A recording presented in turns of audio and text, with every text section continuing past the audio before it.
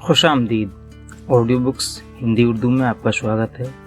और आज जो हम कहानी सुनने जा रहे हैं उसका नाम है अंधी मोहब्बत और इसकी लेखिका हैं हिजाब इम्तियाज अली। तो आइए शुरू करते हैं।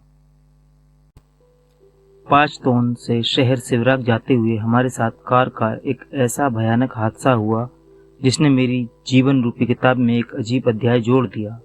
मोटर कार की पिछली सीटें सामान से भरी हुई थीं। चचा जाफर ने सामान का एक हिस्सा बनकर पिछली सीट पर लदने के बजाय यह बेहतर समझा कि ड्राइवर को साथ न लें और उसकी सीट पर खुद बैठ जाएं। इसलिए वे अगली सीट पर बैठकर कार चला रहे थे और मैं उनके बगल में दूरबीन लिए इधर उधर के नज़ारे देख रही थी और रास्ते का जायजा ले रही थी। जहाँ कहीं खतरनाक रास्ता या कोई अचानक मोड़ दिखाई देता मैं उन्हें पहले से आगाह कर देती। एशियाई सुबह की सुखद ठंडी हवा, पहाड़ी रास्तों की उबड़ खाबड़ घाटियाँ, कहीं उबलते हुए झरने, कहीं बल खाती हुई नदियाँ, कहीं पहाड़ों की बैंगनी चोटियाँ, कहीं ऊंचे चीड़ के शंकु के आकार वाले सिरे, इन तमाम चीज़ों ने हमें बेहद आनंदित कर रखा था। अचानक मैंने दूरबीन से देखते हुए कहा, चचा चचा, एक और खतरनाक मोड़ आ गया, रफ्तार जरा धीमी कर लीजिए। उफ, ये काली गुफा, रास्ता भी बहुत ऊबड़ खाबड़ है। चचा जान के मुंह में मोटा सा सिगार था। दबी हुई आवाज में बोले, चिंता ना करो, बहुत धीरे चला तो देर होने का डर है। हमें शाम से पहले शिवराग पहुंचना है, वहां वकील मेरा इंतजार कर रहा होगा। उनका वाक्य खत्म भी ना हुआ था कि आंखों ने वह देखा और होशो हवास ने वह महसूस किया कि खुदा ही खैर करे। कार अचानक एक बड़े पत्थर से टकराई और पीछे ढलान वाली सड़क पर फिसलने लगी। उसके बाद क्या हुआ इसका मुझे पता नहीं। मेरे होशो हवास जैसे किसी गहरी अंधेरी खाई में डूब रहे थे। कार शायद किसी गड्ढे में जा गिरी हो, शायद किसी पहाड़ से टकराई हो। मैं बेहोश हो चुकी थी। 5 दिन कैसे गुजरे मुझे इसका बिल्कुल एहसास नहीं। माथे पर और सिर के पिछले हिस्से पर ऐसी चोटें आई थीं जिन्होंने मुझे बेसुध कर रखा था। इस पर तेज बुखार ने होश बिगाड़ दिए थे।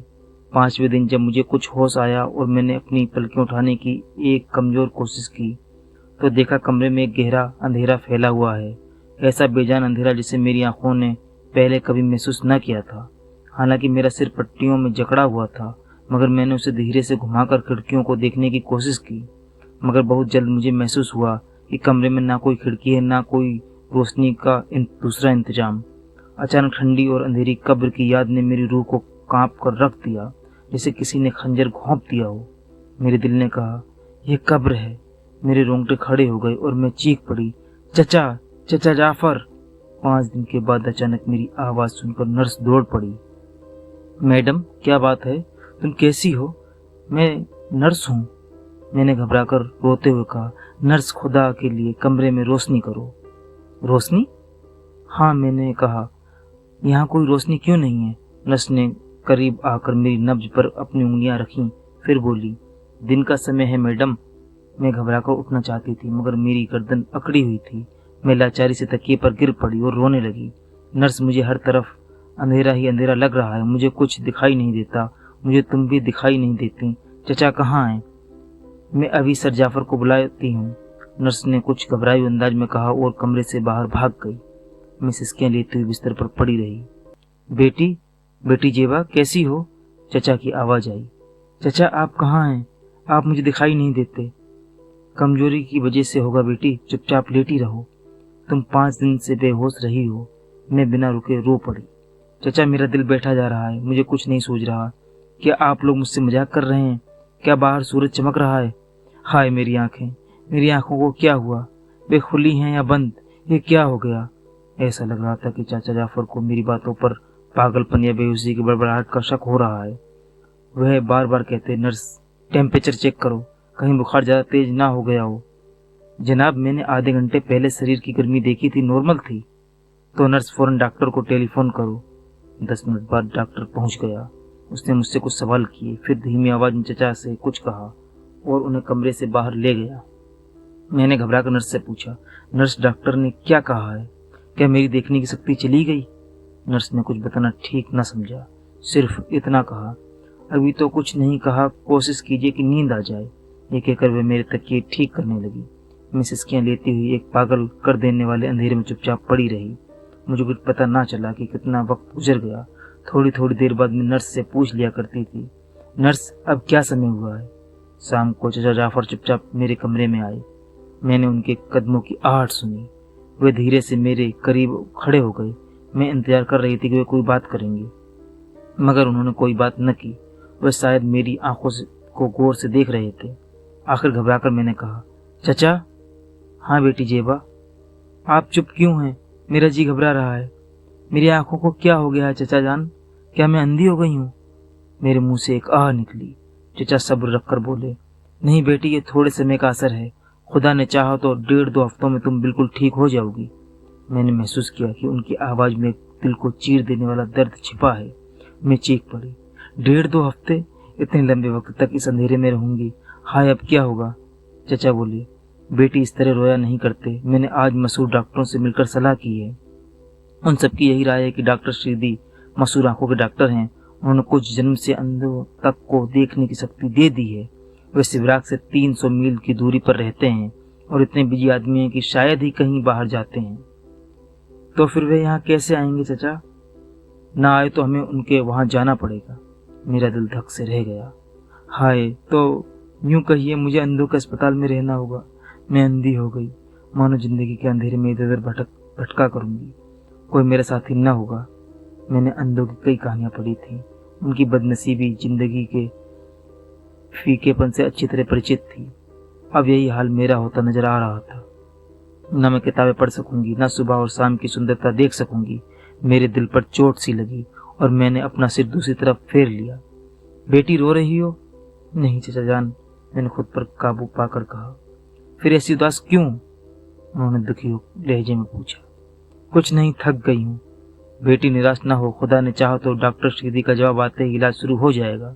या तो वे यहाँ आएंगे या मैं तुम्हें वहां ले जाऊंगा। अच्छा चचा जान।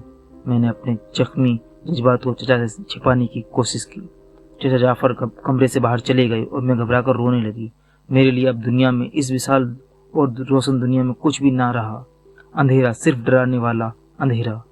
शायद सामने की खिड़की खुली हुई थी, उसमें से सुगंधित ठंडी हवा के झोंके कमरे में आ रहे थे। रात की चिड़ियां बगीचे में प्रसन्नता से सीटियां बजा रही थीं, मगर नहीं, न मैं रंगीन फूलों को देख सकती थी जिनसे मुझे प्यार था, न सुरीले पक्षियों को जिनसे मुझे लगाव था। हाय, अंधकार भरी जिंदगी। डॉक्टर सीधी का जवाब आ गया कि वे यहाँ नहीं आ सकते, बल्कि उन्होंने हमें वहाँ आ जाने के लिए लिखा था। उसी शाम चचा, मैं और बड़ी बूढ़ी नर्स को फिरोज के लिए रवाना हो गए। जैसे ही हम वहां पहुंचे, डॉक्टर सीधी के निजी सचिव ने हमें एक बड़े हॉल में बिठा दिया। थोड़ी देर बाद दरवाजा खुला। एक बहुत प्यारी सी आवाज आई, हेलो सर जाफर। चचा की आवाज आई, हेलो डॉक्टर, ये मेरी भांजी और आपकी मरीज हैं। डॉक्टर ने मेरी तरफ देखा होगा। ऐसा लग रहा था कि वे मेरे करीब ही एक कुर्सी पर बैठ गए। हल्की हल्की खुशबू कमरे में फैली हुई थी।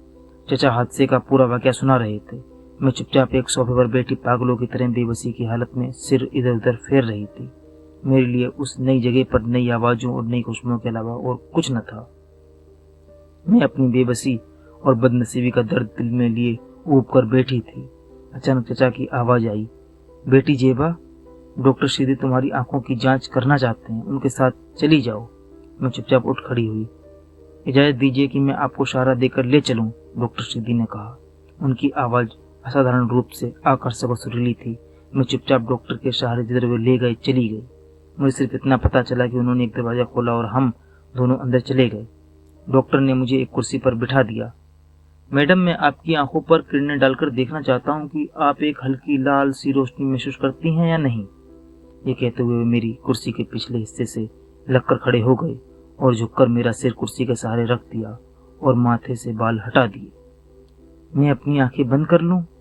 जी हाँ, अगर आप कोई रोशनी महसूस करें तो मुझे बता दीजिए।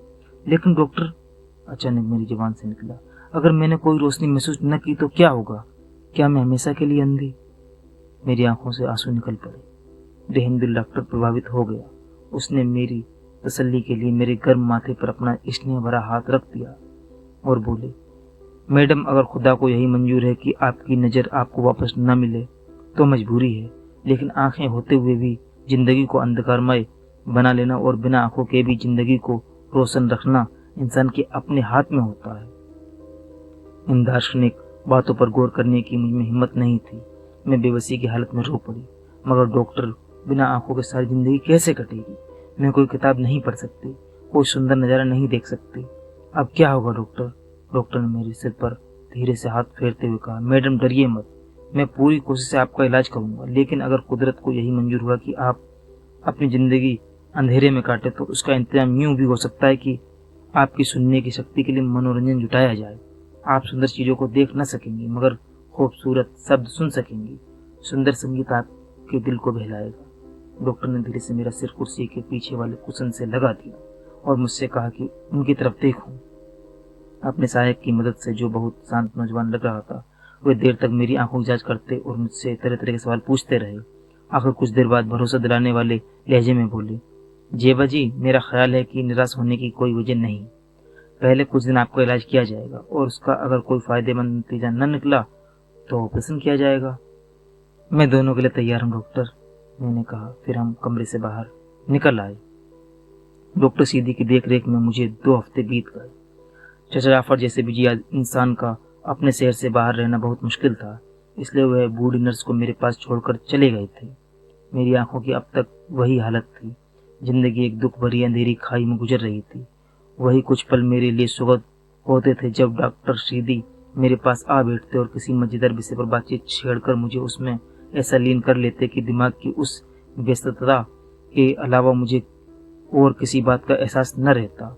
वे आमतौर पर ऐसे विषयों पर बातचीत करते या उनमें मेरी दिलचस्पी पैदा करते जिनसे संबंधित बातें आंखें रखने वाले भी कल्पना की आंखों से ही समझ सकते हैं।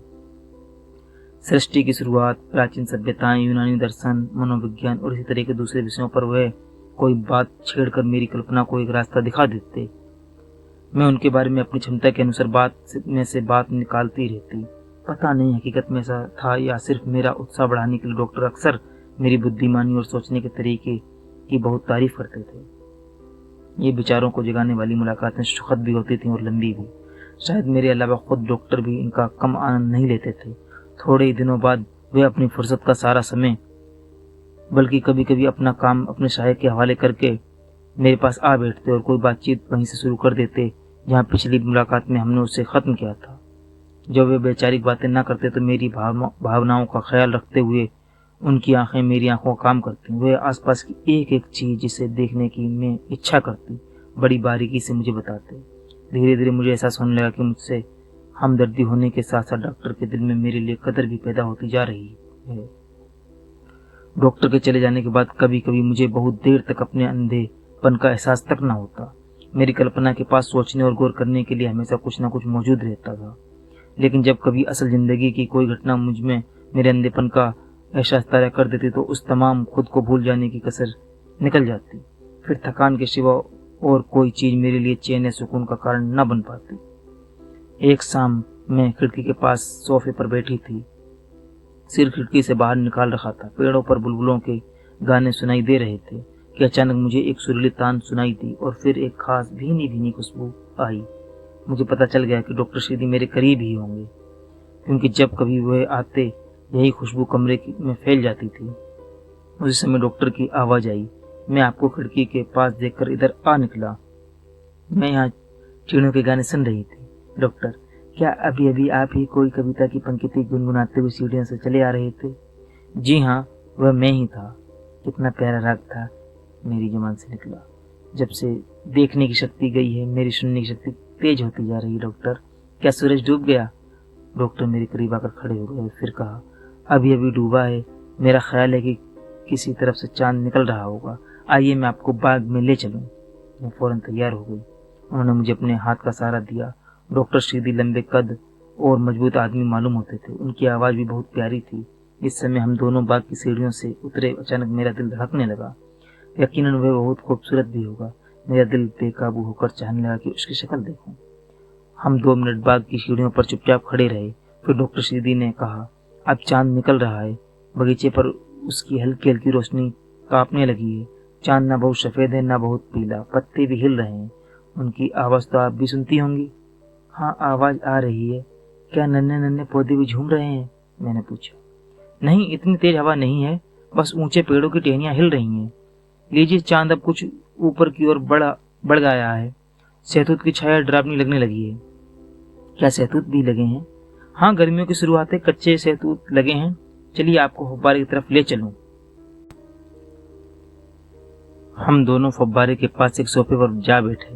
वे कहने लगे, फव्वारे पर एक औरत की गर्दन बनी हुई है। औरत की दोनों आंखों में से पानी निकल रहा है, मानो आंसू बह रहे हों।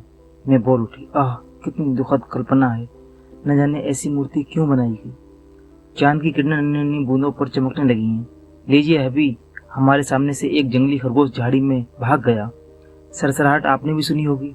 हाँ, सुनी थी डॉक्टर। आज तो आप बिल्कुल वही कर रहे हैं जो कभी मेरी आंखें किया करती थी। मैं सोच रही हूँ, अगर मैं यहाँ से मायूस होकर लौट गई तो घर पर मेरी आंखों का काम कौन करेगा। डॉक्टर 2 पल चुप रहे। मुझे महसूस हुआ कि वे मुझे ध्यान से देख रहे हैं।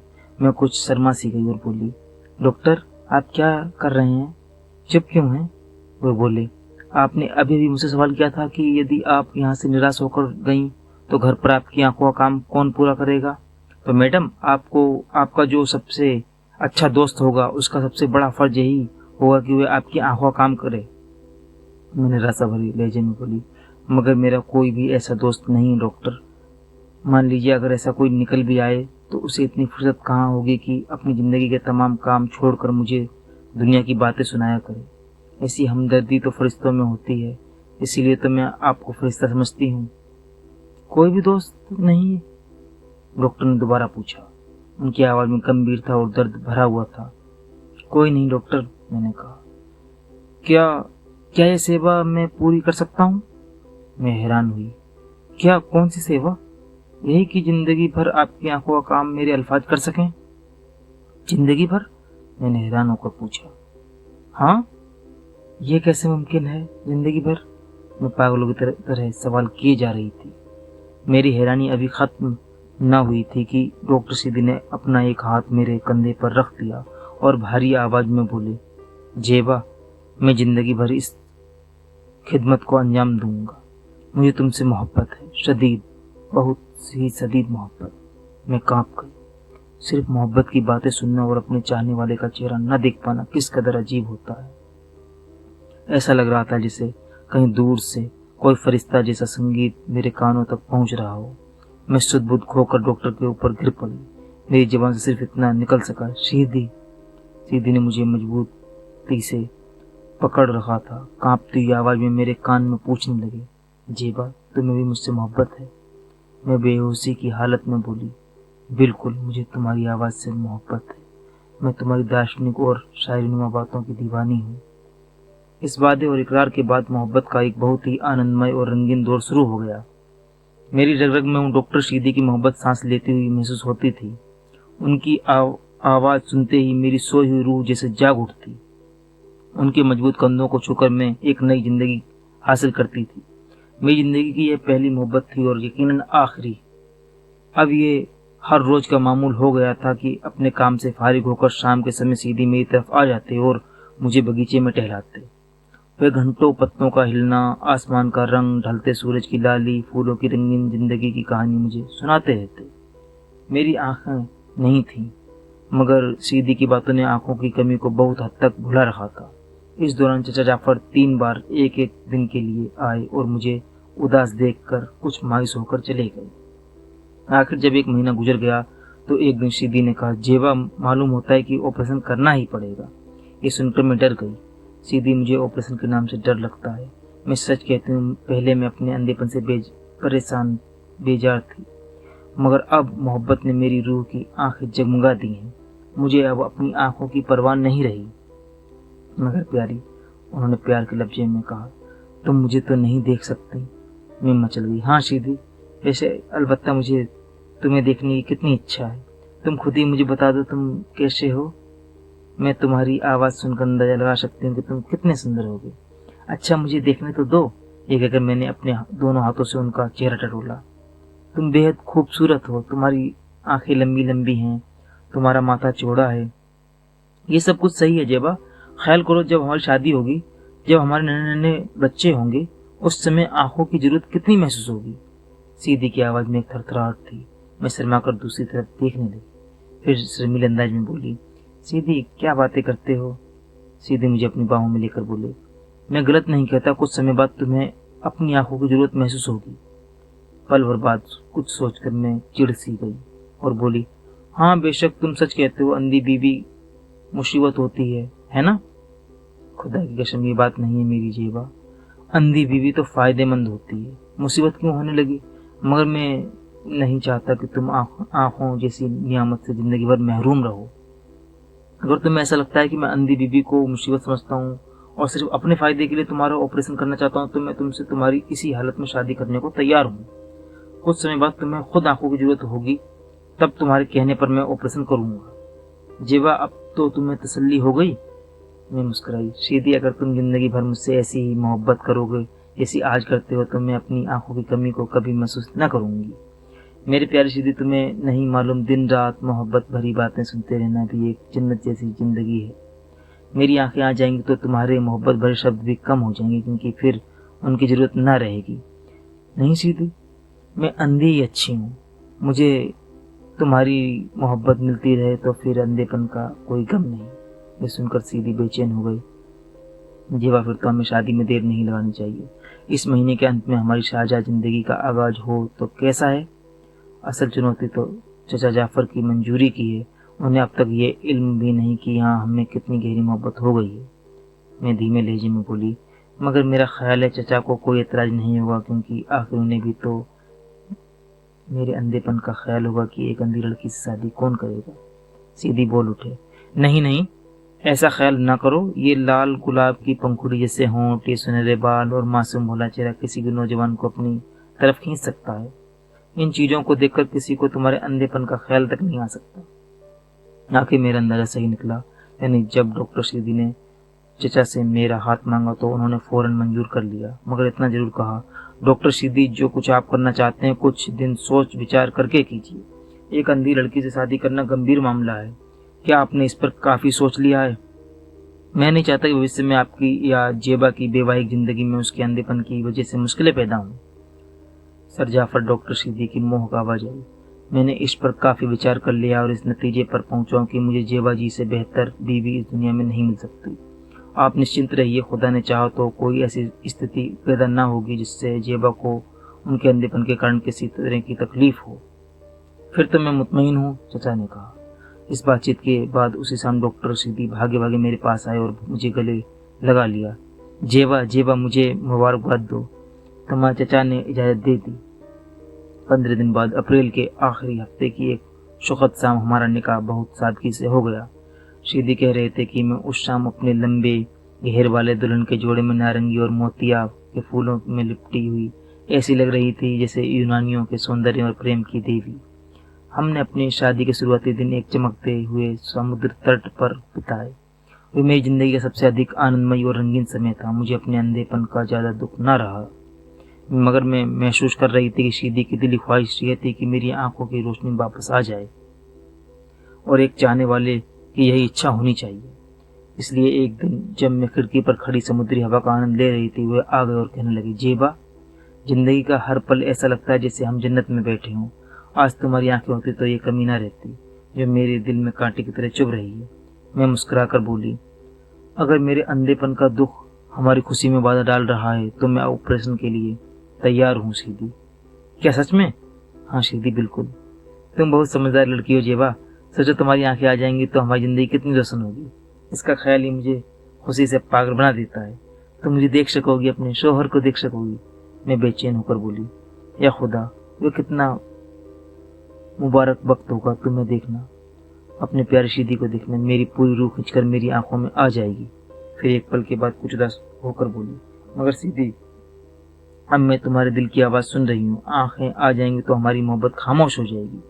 सीधी हंस पड़े, पागल लड़की कोई इतनी सी बात पर आंखें खो देता है? क्यों नहीं सीधी, मैं कहने लगी, क्यों नहीं? मुझे तुम्हारी मोहब्बत भरी बातें आंखों से कहीं ज्यादा प्यारी हैं।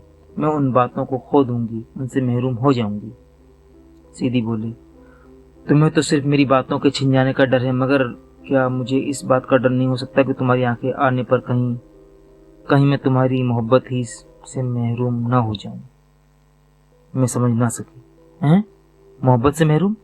इससे तुम्हारा क्या मतलब है? सीधी 2 पल खामोश रहे, न जाने क्या कर रहे थे। मैंने फिर पूछा, सीधी बोलते क्यों नहीं? तुम मोहब्बत से महरूम क्यों होने लगी? सीधी कहने लगे, जेवा मैं साफ साफ बता दूं, देखो मुझे माफ कर दो, मैंने बड़ा धोखा दिया और शायद इस धोखे का खुलासा अब देर से हो रहा है, मगर अब बता देता हूँ कि मैं कोई सुंदर आदमी नहीं हूँ। मैं कुछ हैरान हुई, मगर जब मैं अपनी उंगलियों से तुम्हारे चेहरे को टटोलती हूँ तो तुम बड़े सुंदर महसूस होते हो। हाँ, उंगलियों का महसूस करना और बात है, और आंखों से देखना अलग बात। अब तुम मुझसे मोहब्बत करती हो इसलिए भी मैं तुम्हें सुंदर महसूस होता हूँ। आंखों से देखने के बाद ना मोहब्बत रहेगी ना मैं सुंदर लगूंगा। सीधी हल्की हंसी हंस पड़े। जिस व्यक्ति की हंसी इतनी होश उड़ाने वाली और संगीत से भरी हुई बदसूरत कैसे हो सकता है? कहने लगे, देखो आखिर डर गई ना, लेकिन जेबा मेरी बदसूरती तुम्हें अंधी नहीं रख सकती। एक वफादार इतना खुदगर्ज नहीं हो सकता। वे अपनी बीवी के लिए हर कुर्बानी पर तैयार हो जाता है। चाहे मुझे देखने के बाद तुम मुझसे नफरत ही करो, मगर मैं जरूर तुम्हारी आंखों का ऑपरेशन करूंगा। ये कहते हुए मुझे बाग के आंगन में ले आए। मैं कुछ सोचने लगी। बगीचे में सन्नाटा था। खिड़की के पास एक नन्हा सा पक्षी गा रहा था। समुद्र की लहरों की आवाज लगातार आ रही थी। बड़ी देर बाद मैंने सिर उठाया। सीधी तुम कहाँ हो? अंधेपन के बाद इस सवाल की मुझे आदत हो गई थी।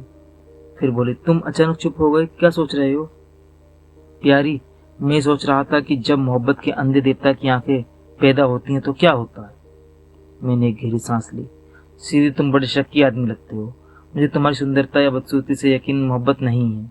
मुझे तुमसे मोहब्बत है, यकीन करो, सिर्फ तुमसे। काश मैं अपना दिल खोलकर तुम्हें बता सकती।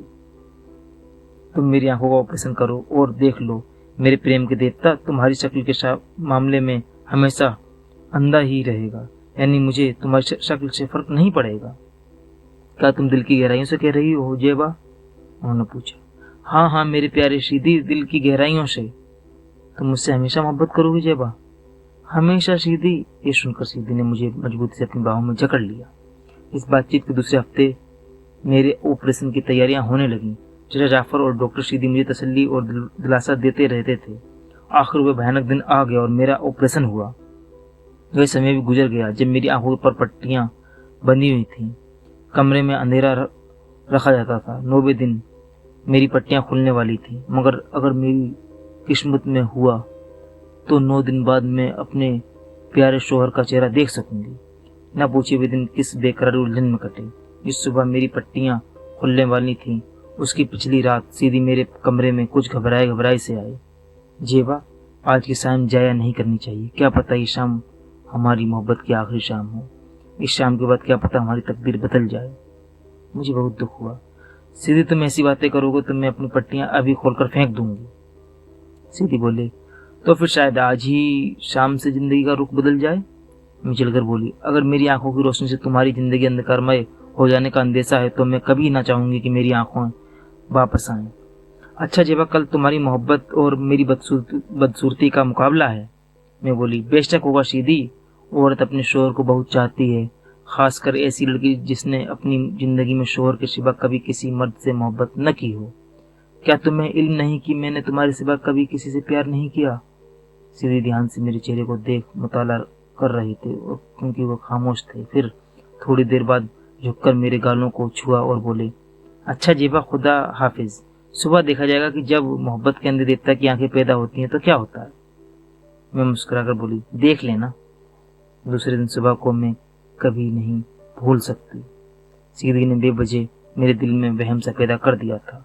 पहले तो ये डर था कि रोशनी वापस आती भी है या नहीं। अगर आ भी जाती तो फिर तरह तरह की आशंकाएं थीं। मैं अल्लाह से दुआएं मांग रही थी कि या खुदा, मुझे इस इम्तिहान में कामयाब करना। कभी अपने दिल से बातें करने लगती कि क्या सच में जिस व्यक्ति की मैं दीवानी हूँ, जिसे मैं दुनिया का सबसे अच्छा मर्द समझती हूँ, वह बदसूरत है? क्या उसे देखकर मेरा प्यार कांप जाएगा? मैं ये दुआ नहीं करती कि वह बदसूरत न हो, बल्कि ये दुआ करती हूँ कि उसे देखकर मेरी मोहब्बत सहम ना जाए। मुझे सीधी से प्यार है। मेरे कदम इस रास्ते पर कभी नहीं डगमगाएंगे। मगर फिर अपने आप दिल सरगोशी में कहने लगता, पागल लड़की, प्यार का संबंध तो दिल से पहले आंखों से है, प्यार देख कर होता है। मतलब मेरी रात बहुत अधिक बेचैनी में कटी। सुबह हुई तो दिल डर के मारे बैठा जा रहा था। जब सीधी मेरे कमरे में आए तो मैं हाँफ रही थी। बेबस होकर उनसे लिपट गई। जेबा, मेरी जेबा, कैसी हो रही हो? मैं अच्छी हूँ, मगर एक सिसकी निकल गई। क्यों, मेरी किस्मत पर रो रही हो? उन्होंने भारी आवाज में पूछा। मैं खुद पर काबू पाकर बोली, मैं सोच रही हूँ इतनी मुद्दत बाद मैं दुनिया को कैसे देखूंगी, इस ख्याल से डर लगता है। मैंने सीधी को गर्म सांस अपने गाल पर महसूस की, फिर बोली, सीधी, जब मैं तुम पर पहली नजर डालूंगी तो मेरे दिल की क्या हालत होगी। उफ मेरे अल्लाह। सीधी गंभीर लहजे में बोले, जेबा, तुम्हारी आंखों की पट्टियां मैं नहीं खोलूंगा, मुझे डर लगता है। मेरा असिस्टेंट ये काम पूरा करेगा। जैसी तुम्हारी मर्जी सीधी, मेरा तो यही ख्याल था कि तुम खोलोगे और दुनिया में सबसे पहले मुझे तुम्हारी प्यारी सूरत नजर आएगी। अगर वो सुंदर होती तो ऐसा ही होता जेबा। आखिर वे समय आ गया कि मेरी पट्टियां खोली जाने लगी। मैं चुपचाप लेटी थी। मेरे आसपास 2-3 डॉक्टरों के बोलने की आवाज आ रही थी। मेरे दिल की अजीब हालत थी। महसूस होता था कि सीधी भी उस कमरे में मौजूद हैं। आखिर पट्टी खुल गई। डॉक्टर ने मुझे देखने को कहा। उफ, वह पलकों को पलकों से अलग करना, रोशनी के लिए या हमेशा के अंधेरे के लिए। डरे और धड़कते हुए दिल के साथ मैंने पलक उठाई। मैं सहम गई और एक चीख सी मेरे मुंह से निकल गई। रोशनी की पहली किरण मैंने महसूस की। उस अंधेरे की रोशनी में से कमरे के रंग उभरते और साफ होते जा रहे थे। मैंने इधर उधर देखा, वहां कोई न था। मैं एक हरे रंग की खिड़कियों वाले सुंदर कमरे में सोफे पर पड़ी थी। खिड़की में से आसमान का सुंदर नजारा दिख रहा था, वही नीला, रोशन और मुस्कुराता हुआ आसमान। सीधी सीधी मेरे मुंह से निकला। सीधी ने मुझे मेरी आंखें वापस दे दी। ये उन्हीं के प्यारे हाथों का करिश्मा है। मेरा दिल में प्यार का एक झरना उबलने लगा। उस व्यक्ति को देखने की बेचैनी ने मुझे पागल बना रखा था, जिससे मुझे प्यार था और जिसने मुझे आंखें दी थी। अचानक पर्दे के पास मुझे कुछ आवाज आई। मैंने मुड़कर देखा और चीख कर कहा, सीधी। मर्दाना खूबसूरती और व्यक्तित्व का एक दिल फरेब नमूना पर्दे के पास खड़ा था। लंबी लंबी नशीली आंखें, सुनहरे बाल, सुंदर मांग, बहुत ही खिला हुआ चेहरा। मैं सुध-बुध खोकर उसकी तरफ गई। प्रेम की अधिकता से मेरी जुबान से बड़ी मुश्किल से इतना निकला, मेरी सीधी। नौजवान ने सिर झुकाकर मुझे सलाम किया। भारी आवाज में बोला, डॉक्टर सीधी बाहर हैं मोहतरमा, मैं उनका असिस्टेंट हूँ। ओह, मैंने निराश लहजे में कहा, मुझसे गलती हुई, क्या आप मेहरबानी करके उन्हें बुला देंगे? असिस्टेंट बोला, 5 मिनट में वे खुद ही आ जाएंगे। वे अपनी इस समय की बेचैनी को मरीजों को देखने में मिटाने की कोशिश कर रहे हैं। मैं अपनी उत्सुकता छिपा ना सकी। असिस्टेंट, तुम्हें पता है कि मैं लंबे समय से अंधी थी। मैंने अपने शौहर का चेहरा कभी नहीं देखा। क्या आप मुझे बता देंगे कि वे कैसे हैं? वह मुस्कुराया। वे अंगीठी के ऊपर डॉक्टर सीधी की तस्वीर रखी है, इधर आइए। मैं अंगीठी के पास गई और तस्वीर उठा ली। ये सीधी की, मेरे जीवन साथी की तस्वीर है। या खुदा, मेरे मुंह से एक आह निकल गई। ये एक 40 साल के आदमी की तस्वीर थी। माथा चौड़ा था, मगर चेहरे की बनावट बहुत भद्दी थी। चेहरे पर कठोरता झलक रही थी। उस पूरी तस्वीर पर ऐसी फीकापन और बदसूरती छाई थी कि मेरे पैरों तले की जमीन निकल गई। सामने बड़े से आईने में मैं अपना सुंदर शरीर देखकर मैं कांप गई। मुझ जैसी इतनी हसीन औरत इस मर्द के प्यार में फंस गई। असिस्टेंट मुझे ध्यान से देख रहा था। बोला, नादान मैडम, किस सोच में खड़ी हो? आपके कुछ दिनों के अंधेपन ने आपकी जिंदगी के साथ बहुत बुरा बर्ताव किया। जब डॉक्टर सीधी से आपकी शादी होने लगी तो कई बार मेरा मन किया कि किसी खुफिया तरीके से आपको उनकी बदसूरती के राज से आगाह कर दूं, मगर आप जानती हैं डॉक्टर सीधी भला ऐसा मौका मुझे कब देते। आखिर उन्होंने वही किया जिसका मुझे डर था। उनकी उम्र 40 साल हो गई। उनके कुंवारेपन की पूरी जिम्मेदारी उनकी शक्ल पर जाती है। इस इलाके की लगभग सभी लड़कियों ने उनका बायकॉट कर रखा है। आखिर आपकी बदनसीबी आपको यहाँ खींच लाई। मैं हैरान खड़ी थी और टकटकी बांधकर उस सुंदरता के देवता को देख रही थी जो मेरे सामने खड़ा था। वह बिल्कुल कहानियों के नायक जैसा रूप और सौंदर्य रखता था। कुछ देर बाद मेरी नजर अपने पति की तस्वीर पर गई, मगर मुझे डॉक्टर सीधी से प्यार था। प्यार है, मैंने जल्दी से कहा। आपका प्यार आपके अंधेपन का एहसानमंद है। अब आप अपनी आंखों से सलाह लीजिए। सच तो यह जेबा जी, आप जैसी कोमल सुंदर लड़की को डॉक्टर साहब जैसे भद्दे इंसान के साथ देखकर मेरे दिल पर छुरियां चलने लगती हैं। आपको ऐसी बातें नहीं करनी चाहिए असिस्टेंट। प्यार का आधार सुंदरता पर नहीं होता। नौजवान असिस्टेंट मोहक आवाज में हंस पड़ा। ईमानदारी से कहिए, आपको अपने पति की तस्वीर देखकर निराशा नहीं हुई? मैं बोली, इसके लिए मैं पहले से तैयार थी। सीधी ने मुझे खुद बता दिया था कि वो सुंदर नहीं है, मगर मैंने सोचा ना था कि उनकी शक्ल ऐसी होगी। अगर आपको इतना संदेह है तो खिड़की से झांक कर देख लीजिए। वे बरामदे में एक मरीज को कुछ निर्देश दे रहे हैं। मैं धड़कते हुए दिल से खिड़की की तरफ गई और झांक कर देखा। मेरा दिल बैठ गया। वे तस्वीर से ज्यादा बदसूरत थे। क्या मैं इसी व्यक्ति से मोहब्बत करती हूँ? कोई औरत इससे प्यार कैसे कर सकती है? मैं सिर पकड़कर एक सोफे पर बैठ गई। नौजवान असिस्टेंट सामने खड़ा था।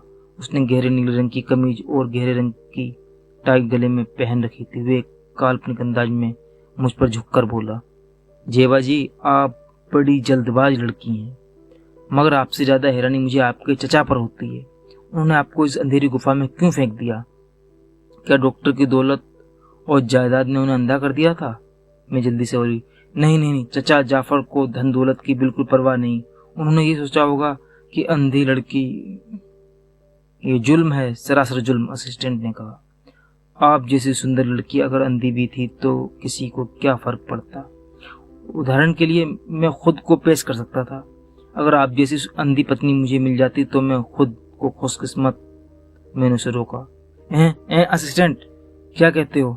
मैं तुम्हारी बॉस की पत्नी हूँ। तुम बहुत बदतमीज आदमी निकले। माफ करना जेबा जी, मुझसे गलती हुई। मैंने रुकेपन से कहा, अच्छा तो अब आप कृपया डॉक्टर सीधी को बुलाएं, मैं उनसे मिलना चाहती हूँ। बहुत अच्छा, ये कहकर असिस्टेंट बाहर चला गया। थोड़ी देर बाद डॉक्टर सीधी अपने कठोर और भद्दे चेहरे पर मुस्कुराहट लाने की कोशिश करते हुए कमरे में आए और वे सुंदर सहायक बाहर चला गया। जेबा, उन्होंने कहा। उनकी आवाज में कंपन था। सीधी मेरी जुबान से निकला और साथ ही जज्बातों के सैलाब से दो मोटे मोटे आंसू मेरे गालों पर ढलक गए। जेबा, आंखें मुबारक, सचमुच तुम देख सकती हो? हैं? रोती हो? क्यों? क्या मेरी तकदीर पर? उन्होंने बहुत उदासी के साथ कहा। उनकी आवाज एक अनोखे तौर पर दर्दनाक लग रही थी। मेरे होश जैसे सुन्न हो गए थे। नहीं सीधी नहीं, ये कहकर न जाने क्यों मैं सिसकियां लेने लगी। वह थोड़ा करीब आ गए। जेबा, जब मोहब्बत के अंधे देवता की आंखें पैदा होती हैं तो यही कुछ होता है। सिसकियां, अपने किए पर पछतावा और आंसू। मैं खुद पर काबू पाकर बोली, नहीं सीधी, मैं अपने वादे पर टिकी हूँ। मैं अब भी तुम्हें चाहती हूँ। हाँ, चाहती तो हो, मगर क्या अपने दिल पर हाथ रखकर कह सकती हो कि अंधेपन के दिनों में जिस दीवानगी से मुझे चाहा करती थी वही दीवानगी अब भी मौजूद है? मैंने अपनी आंखें बंद कर ली। सीधी, मुझे आंखें नहीं चाहिए, मुझे तुम्हारी मोहब्बत चाहिए। मेरी आंखों में कोई तेजाब डाल दो ताकि फिर मैं अपने सपनों के टापू पर तुम्हारी मोहब्बत का गीत गा सकूं।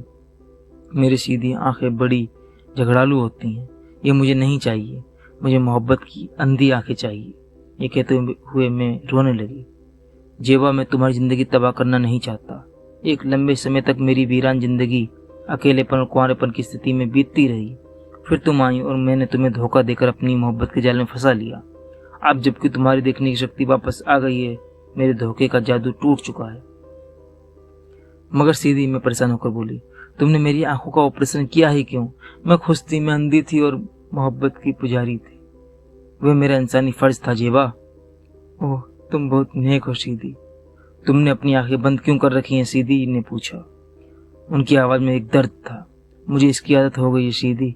आंखें बंद होती हैं तो मैं ख्वाब और कहानियों की दुनिया में होती हूँ, और जब खुल जाती हैं तो एक राक्षस जैसा डरावना आदमी तुम्हारी सुंदर कल्पनाओं की इमारत को ढा देता है। यही बात है ना? उन्होंने बहुत उदासी से पूछा। नहीं सीधी, हरगिज नहीं। मुझे आंखें बंद रखने में सिर्फ इसलिए मजा आता है कि मुझे अपने मोहब्बत के शुरुआती दिन याद आ जाते हैं, जब मैं अंधी थी और तुमने पहली बार अपनी मोहब्बत का इजहार किया था।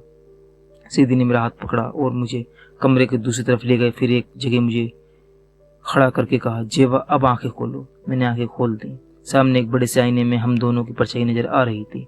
मैं हैरान होकर अपनी सुंदरता और अपने शोहर की भद्दी और डरावनी सूरत की परछाई को देख रही थी। मेरा दिल दुख से भर गया था। जी चाहता था कि अपना मुंह नोच लूं। मैंने अपनी आंखें बंद कर ली और खुद पर काबू पाने की अत्यधिक कोशिश के बावजूद मेरे आंसू निकल आए। सीधी बहुत दुखी और टूटे हुए लग रहे थे। जेबा, तुमने देख लिया, मैं तुम्हारे लायक नहीं। अगर दुनिया में इंसाफ कोई चीज है तो मुझे चाहिए कि तुमसे माफी मांगूं और हमेशा के लिए तुम्हारी आंखों से ओझल हो जाऊं। यही मेरी सजा है। सीधी, ऐसी बातें ना करो। क्यों ऐसी बातें ना करूं जेबा? आखिर मुझे अपनी बदसूरती का एहसास है, अपने कसूर का एहसास है, तुम्हारी सुंदरता का एहसास है। हर रोज तुम मेरे प्यार की तुलना दूसरों से करोगी, मेरे सुंदर असिस्टेंट से ही करोगी। मैं सोचता हूँ कि जब तुम मुझे और उसे एक साथ देखोगी तो तुम्हारे दिल पर क्या गुजरेगी।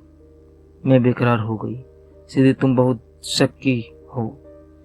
तभी मेरी निगाह अचानक अलमारी पर जा पड़ी। उसमें एक शीशी नजर आई जिस पर किसी तेजाब का नाम साफ और बड़े अक्षरों में लिखा था। मैंने अलमारी की तरफ उंगली से इशारा करके कहा, वे अलमारी में क्या चीज रखी है? कोई तेजाब है? मैं उसे अपनी आंखों में डाल लूंगी और हमेशा के लिए अंधी हो जाऊंगी। फिर तो तुम्हारी जिंदगी मेरे से कटेगी ना। ये कहकर मैं अलमारी की तरफ बढ़ी। सीधी जल्दी से बोले, ठहरो, तुम्हें फिर अंधा बनने की जरूरत नहीं। मैं खुद अपनी भद्दी शक्ल हमेशा के लिए छुपा लूंगा। अपनी आंखें बर्बाद ना करो। जब सुंदरता देखने को मिल जाए तो आदमी को अंधा नहीं होना चाहिए। फिर वे खिड़की की तरफ गए और हल्की आवाज में कहा, असिस्टेंट। उसी समय असिस्टेंट अंदर आया। वही सुंदर चेहरा, वही मीठी मुस्कुराहट, वही दिल में घर करने वाली नसीली आंखें। मैंने अपना चेहरा फेर लिया। सीधी ने बहुत ही दर्द भरे लहजे में कहा, जेबा, मैं इंसाफ पसंद हूँ। मैं समझ सकता हूँ कि तुम जैसी सुंदर लड़की के लायक नहीं हो। शायद आंखें मिल जाने के बाद ये नौजवान तुम्हारा ज्यादा सही साथी साबित हो सके। मैं हैरान होकर अपने शोहर को देखने लगी। मायूसी और सदमे से वे पागल हो रहे थे। मैंने रहम और बेबसी के लहजे में कहा, सीधी, तुम जो कुछ कह रहे हो उसे नहीं समझते। तुम्हारा दिमाग काम करना बंद कर गया है। सीधी ने गंभीरता से कहा, जेबा, मैं सब कुछ समझता हूँ, इसीलिए तो कह रहा हूँ। खुदा हाफिज जेबा, मुझे माफ कर दो। ये कहकर उन्होंने एक आखिरी नजर मुझ पर डाली और बाहर चले गए। मैं चीख पड़ी, असिस्टेंट, असिस्टेंट, उन्हें बुलाओ। देखो ये तेजाब की शीशी, मैं ये तेजाब अपनी आंखों में डाल रही हूँ। मैं अंधी हो रही हूँ अपने शोहर की खातिर। ये कहकर मैंने शीशी का ढक्कन खोल लिया। एक झटके के साथ शीशी मेरे हाथ से दूर जा गिरी और असिस्टेंट ने करीब आकर कहा, दीवानी हो गई हो? वह भद्दी शक्ल अब तुम्हारी जिंदगी से बाहर है। मुफ्त में अपनी आंखें क्यों खोती हो? अत्यधिक खुशी से उसकी आवाज अजीब हो रही थी। क्योंकि असिस्टेंट, मुझे मोहब्बत चाहिए, सिर्फ मोहब्बत। डॉक्टर सीधी सुंदर ना सही मगर मुझसे मोहब्बत करते हैं, सच्ची और दिली मोहब्बत। ऐसी मोहब्बत जिसने मेरी अंधी दुनिया को रोशन कर दिया था। मैं उस मोहब्बत को खो नहीं सकती। मैंने अपनी आंखें बंद कर ली। जेबा, मेरी रूह कांप गई। यह किसकी आवाज है? डॉक्टर सीधी? मैंने आंखें खोली। असिस्टेंट, क्या अभी अभी डॉक्टर सीधी ने मुझे बुलाया था? मैं सच कहती हूँ, मुझे उन्हीं से मोहब्बत है। उन्हें बुलाओ, उन्हें बुलाओ। अपनी नशीली आंखों से मुझे न देखो। मेरी मोहब्बत हुस्न की मोहताज नहीं। मेरी मोहब्बत उनकी अथाह मोहब्बत को पुकार रही है। असिस्टेंट बोला, मेरी तरफ देखो जेबा, क्या मेरी आंखें तुम्हें मोहब्बत का पाठ नहीं पढ़ा सकती? मुझे अपनी इन आंखों से न देखो, दिल की आंखों से देखो। शायद इस तरह तुम इसमें मेरी अथाह मोहब्बत को पा सको। अपनी आंखें बंद कर लो और मेरे चेहरे को टटोलो। मैं उस नौजवान को देख रही थी कि अचानक एक नए कांपते हुए एहसास से मेरा दिल जोर जोर से धड़कने लगा। न जाने कुदरत के किस रहस्य और बेचैनी के किस दबाव पर मैंने अपने आप अपनी आंखें बंद कर लीं और अंधेरे की पुरानी दोस्ती में एक बार फिर मेरी संवेदनशील उंगलियों के सिरे बेकरारी से उसके चेहरे की बनावट टटोलने लगे। मेरे मुंह से अचानक एक चीख निकल गई और मैंने बेचैनी की हालत में अपनी बेताब आंखें खोल दी। हैरान होकर उस सुंदरता की मूरत को देखने लगी। सीधी, मेरे सीधी। और वह असिस्टेंट खामोश खड़ा मुस्कुरा रहा था। समाप्त। अगर आपको ये कहानी पसंद आई और ऐसी कहानी आप और भी सुनना चाहते हैं तो हमारे चैनल को सब्सक्राइब करें, जिससे आने वाली नई वीडियो की अपडेट आपको मिलती रहे। शुक्रिया।